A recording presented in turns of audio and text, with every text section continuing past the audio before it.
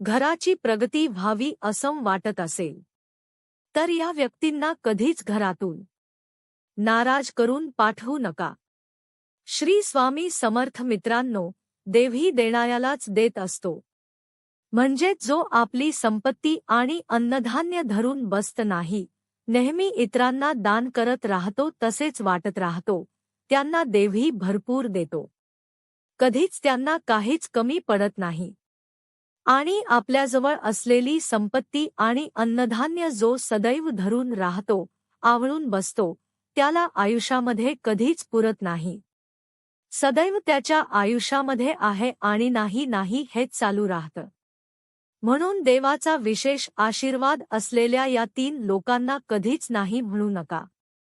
तुमच्या घरामध्ये पाण्यासारखा पैसा येत राहील. तुमच्या सर्व इच्छा पूर्ण होतील. तुमच्या आयुष्यामध्ये येणाऱ्या समस्या पूर्णपणे संपतील आणि दुःखाचे दिवस सुखाच्या दिवसांमध्ये बदलतील. या 3 लोकांना चुकूनही नाही म्हणू नका. जर तुम्ही यांची मदत केली नाही तर तुम्ही पापाचे भागीदार बनू शकता. आयुष्यभरासाठी तुम्हाला शाप भोगावे लागू शकतात. म्हणून 3 लोकांना दारातून कधीच रिकाम्या हाताने पाठवू नका. काहीच नाही तर त्यांना किमान अन्न, भाजी, भाकरी द्या किंवा एखादी वस्तू द्या. आज या 3 व्यक्तींच्या आशीर्वादाने तुमचं नशीब बदललेलं दिसेल आणि घराला सुखसमृद्धी लाभेल. तर कोणत्या आहेत या 3 व्यक्ती, चला पाहूया. पण त्याआधी तुम्ही जर चॅनलवर नवीन असाल तर चॅनलला सबस्क्राईब करा आणि या व्हिडिओला एक लाईक करा. जास्तीत जास्त लोकांना शेअर करा. तसेच कमेंट बॉक्समध्ये जय श्री स्वामी समर्थ आणि जय श्री माता लक्ष्मी अवश्य लिहा. माता लक्ष्मी तुमच्या घरामध्ये धनाची कमतरता कधीही भासू देणार नाही. तसेच तुमच्या घरी अन्नधान्य भरपूर प्रमाणात राहील. सर्व धर्मामध्ये दानाला अत्यंत महत्त्व आहे. ही केवळ एक प्रथा किंवा परंपरा नाही, तर धार्मिक ग्रंथानुसार असे मानले जाते की जेव्हा एखादी व्यक्ती दान करते तेव्हा त्या दानाच्या प्रभावामुळे त्याच्या इंद्रियांना आसक्तीपासून मुक्ती मिळते. शास्त्रानुसार जीवनात सुख, समृद्धी आणि सर्व इच्छा पूर्ण होण्यासाठी दान करणे अत्यंत गरजेचे आहे. दान करणे मोठे पुण्य मानले जाते. असे मानले जाते की दान केल्याने व्यक्तीचे अनेक पाप नष्ट होतात आणि मृत्यूनंतर स्वर्गाची प्राप्ती होते. धार्मिक स्थळावर दान करण्याचे महत्त्व फार पूर्वीपासून माहीत आहे. पण घराच्या दारात आलेल्या संन्याशाला रिकाम्या हाताने परतवणे हानिकारक ठरू शकते. शास्त्रानुसार या लोकांना रिकाम्या हाताने परत पाठवले तर नशीब दुर्दैवामध्ये बदलते आणि घरात येणाऱ्या आनंदात काही दोष निर्माण होऊ शकतात. आज आपण याबद्दल माहिती जाणून घेऊया. त्यामध्ये सगळ्यात पहिली व्यक्ती आहे ती म्हणजे किन्नर. जर एखादा किन्नर किंवा षंड तुमच्या घरी किंवा तुमच्या व्यावसायिक ठिकाणी दारामध्ये पैसे मागण्यासाठी आला तर त्याला रिकाम्या हाताने पाठवण्याची चूक कधीही करू नका. असे म्हटले जाते की आयुष्यामध्ये किन्नरांना दान करणे खूप चांगले आहे. नपुंसकांना दान केल्यावर कुंडलीतील बुधाचा दोष नष्ट होतो. ज्योतिषशास्त्रानुसार नपुंसक बुध ग्रहाचे प्रतीक मानले जातात. एवढेच नाही तर आपण त्यांच्याशी ज्या पद्धतीने वागतो त्याचाही आपल्या जीवनावर खोलवर परिणाम होतो. त्यामुळे चुकूनही त्यांच्याशी कधीही गैरवर्तन करू नका. अशी एक धार्मिक मान्यता आहे की त्यांचे वाईट आशीर्वाद घेऊ नका, उलट त्यांचे शुभ आशीर्वाद घ्या. त्यामुळे आपल्या जीवनामध्ये बदल घडतात आणि आपल्या कुंडलीतील बुध ग्रहाचा दोष नष्ट होतो. धार्मिक शास्त्रानुसार नपुंसक हे बुध ग्रहाचे प्रतीक असल्यामुळे त्यांच्याशी चांगले वर्तन केल्यावर आपल्या जीवनामध्ये चांगले बदल घडतात. त्यामुळे चुकूनही कधी नपुंसकांचा अपमान करू नका. जर तुम्हाला त्यांना देणगी द्यायची नसेल तर निदान त्यांच्याशी गैरवर्तन तरी करू नका. जर त्यांना हिरव्या रंगाच्या वस्तू दान केल्या तर ते खूप शुभ मानले जाते. असे केल्याने जीवनामध्ये सुखसमृद्धी येते. परंतु त्यांचा अपमान केल्याने बुध ग्रह बिघडतो आणि व्यक्तीला अनेक प्रकारच्या मानसिक आणि शारीरिक समस्यांना सामोरे जावे लागते. बुध हा बुद्धी आणि भाग्याचा कारक मानला जातो, म्हणून त्यांना दान केले पाहिजे. शक्य असल्यास त्यांना हिरव्या रंगाच्या कोणत्याही गोष्टी दान करू शकता. दुसरी व्यक्ती आहे ती म्हणजे संत आणि महात्मा. ज्योतिषशास्त्रानुसार जर कोणी साधुसंत कधी तुमच्या दारी येत असेल तर त्यांच्याशी नेहमी नम्रतेने वागा. जर तुम्हाला त्यांच्याकडून काही ज्ञान मिळवायचे असेल तर ते नक्कीच मिळवा. त्यांना आधाराची गरज असल्यास जे काही शक्य असेल ते दान करा आणि त्यांच्या चरणांना स्पर्श करून आशीर्वाद घ्या. असे मानले जाते की जो कोणी साधू किंवा संत एखाद्याच्या दारातून रिकाम्या हाताने निघतो, त्यांना जीवनात दुःख आणि संकटांशिवाय काहीही मिळत नाही. त्यामुळे संत महात्म्यांना कधीही रिकाम्या हाताने परत पाठवू नका. तिसरी व्यक्ती म्हणजे अपंग व्यक्ती. एखादा अपंग किंवा असा व्यक्ती जो तुमच्या दारामध्ये मदतीसाठी आला आहे, तर त्याला मदत करा. ज्योतिषशास्त्रानुसार अशा लोकांना शनी आणि राहूचे प्रतीक मानले जाते. त्यांना दान केल्याने क्रूर ग्रहांचा प्रकोप टाळता येतो.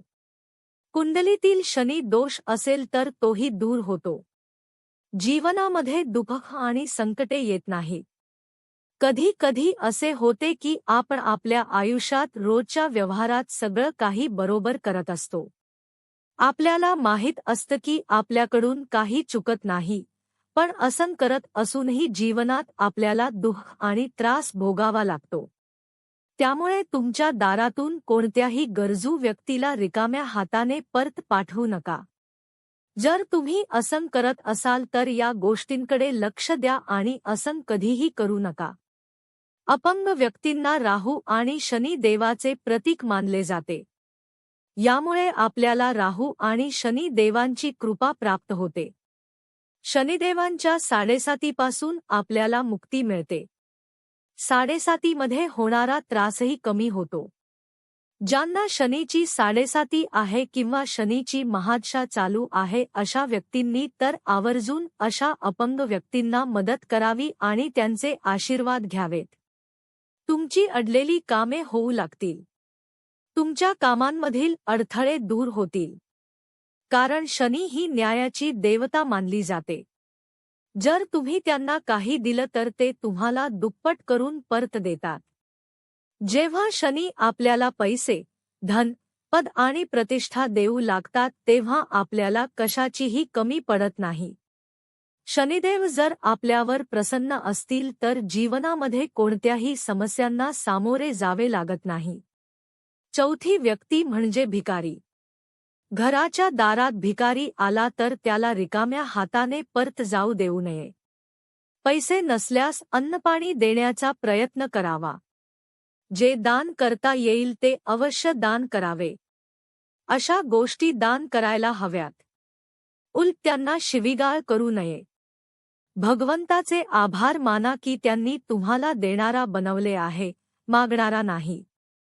देणाऱ्याचे मन मोठे असावे आणि त्याने मागणाऱ्यालाही अवश्य द्यावे. जास्त देऊ शकलो नाही तरी आपल्या यथाशक्तीने जेवढे शक्य होईल तेवढे नक्की द्यावे. धार्मिक शास्त्रानुसार अशा लोकांना शिवीगाळ करणे किंवा अपमानास्पद बोलणे हे अतिशय पाप मानले जाते. दान करा, पण त्यांना हाकलून देणे किंवा अपमानास्पद वागणूक देणे अजिबात योग्य नाही. असे केल्याने आपल्या जीवनात संचित केलेले पुण्यही नष्ट होते. त्यामुळे भिकायाला कधीही तुमच्या दारातून रिकाम्या हाताने पाठवू नका. तुमच्या क्षमतेनुसार जे काही दान करू शकत असाल ते दान करा. आणि जर काहीच दान करू शकत नसाल तरी ईश्वराची मनोमन क्षमा मागा. पाचवी व्यक्ती म्हणजे तुमच्या घरची मुलगी. घरातील मुलगी सासरी जाऊन माहेरी आली की तिचा अपमान कधीच करू नये. जितके तिचे लाड करता येतील तितके करा. तिला कधीही निराश करू नका. तिचे मन दुःखी होईल असे करू नका. अन्यथा तुमच्या घरची लक्ष्मी तुमच्यावर रागावेल आणि निघून जाईल. घरातील मुलीचा अपमान केल्याने घरातील सुखसमृद्धी निघून जाते असे मानले जाते. त्यामुळे तिला नेहमी आनंदी ठेवा. ती सासरी जाताना तिला रिकाम्या हाताने परत पाठवू नका. मुलीला दिल्याने कधीही तुमच्या आयुष्यात कशाचीही कमी पडत नाही. उलट तुमच्या घरामध्ये धनधान्याची बरकत वाढत जाते. तुमची मुलगी ही तुमची भाग्यलक्ष्मी असते. म्हणून जर तुम्हाला तुमच्या जीवनामध्ये त्वरित सकारात्मक बदल घडवायचे असतील तर तुमच्या मुलीचे लाड करा आणि तिच्या सर्व इच्छा पूर्ण करण्याचा प्रयत्न करा. ती सासरी जाताना शक्य तेवढे देण्याचा प्रयत्न करा. तिला नाराज करू नका. तिचे आशीर्वाद घ्या. तुमच्या घरामध्ये धनधान्याची कधीही कमतरता भासणार नाही. हा माहितीपूर्ण व्हिडिओ तुम्हाला आवडला असेल तर आम्हाला प्रोत्साहन देण्यासाठी आमच्या चॅनलला सबस्क्राईब करा. तसेच या व्हिडिओला एक लाईक करा आणि जास्तीत जास्त लोकांना शेअर करा.